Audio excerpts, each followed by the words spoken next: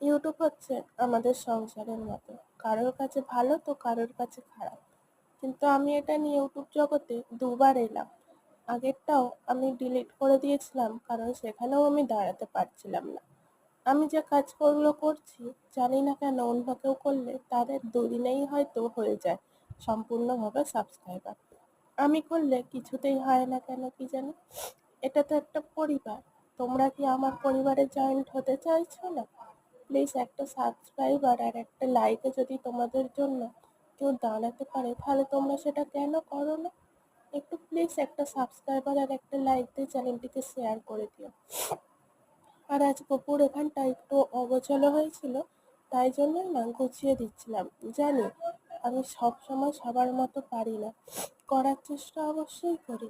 খুব একটা যে আমি বড়লোক ঘরের বউ বা বড়লোক ঘরের মেয়ে এমনটা না, গরিব বললেও চলে।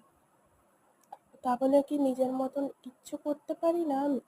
নিজের মতন একটু দাঁড়ানোর চেষ্টা করছি, নিজের ওপর একটু ডিপেন্ড হওয়ার চেষ্টা করছি। তাতে কি তোমরা আমায় একটু হেল্প করবে না?